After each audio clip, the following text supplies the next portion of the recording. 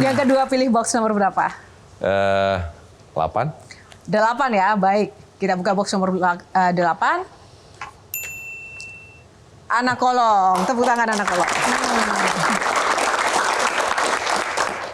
Bapak adalah anak dari seorang anggota militer ya Pak ya? Dan seorang prajurit begitu.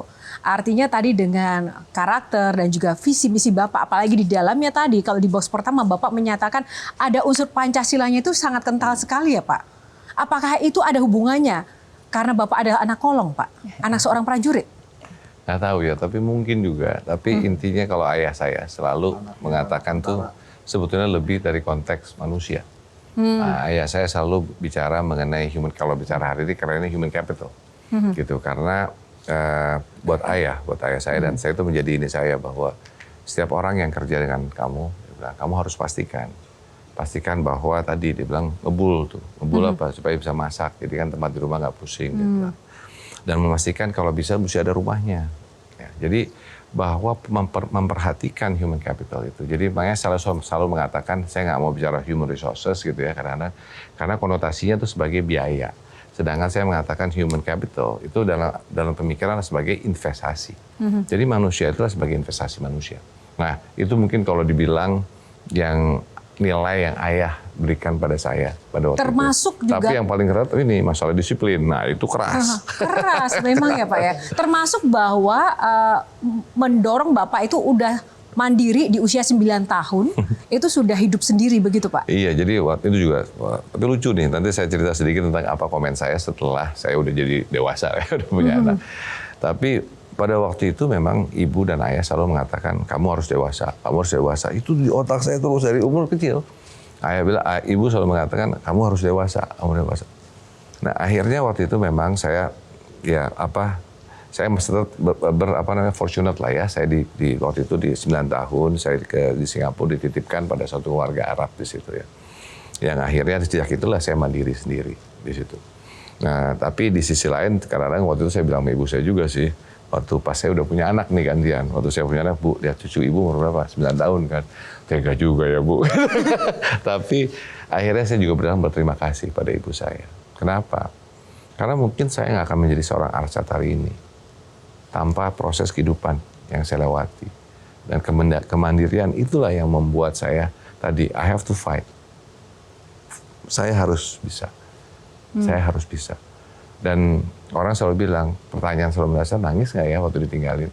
Saya nggak mau nangis. Saya nggak mau nangis. Karena buat saya, ini adalah perjuangan.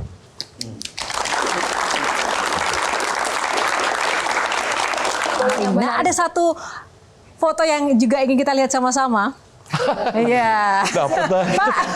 Pak, komennya ini Pak Arsyad waktu di mana Pak? Ini Umur SMA, berapa? SMA kalau nggak salah. SMA. Waktu tinggal di mana itu? Kebetulan pada waktu itu setelah saya di Singapura, ayah saya dan ibu bilang, ayah bilang, Cat itu Singapura tuh dekat, kamu sih jangan lebih jauh lagi. Jadi waktu itu saya tinggal di asrama di Amerika. Oh ini waktu di Amerika. Ini kok beda ya Pak dengan sekarang ya? Dulu Bapak memang suka kumisan ya Pak? Kumisnya ya. Oh berarti karena suka kumisan, biasanya kalau Menteri Olahraga itu banyak kumisnya ya? Cocoknya Menteri Olahraga. Oke, ada satu lagi. Kita buka. Waduh. Ini waktu apa Pak? Bapak memegang minuman sendiri dibandingkan teman-teman. Ini kepala geng ya Pak ya? Ketua gengnya? Enggak ada sama teman-teman. Zaman dulu tuh lagi zamannya rambutnya panjang-panjang kan. Jadi semuanya pada panjang-panjang gitu. Ini kalau nggak salah kuliah deh. Tapi waktu zaman kuliah, zaman sekolah itu Bapak selalu jadi leadernya gitu ya Pak? Dari dulu tuh saya suka organisasi. Jadi memang waktu di Amerika saya ikut Permias ya. Tapi juga akhirnya bikin sendiri. Dulu namanya ISC, Indonesia Sports Club. Gitu. Waktu itu kita coba buat olahraga gitu. Karena saya punya tantangan waktu itu. Kebetulan saya ditantangin oleh seorang konsul jenderal di Indonesia di LA.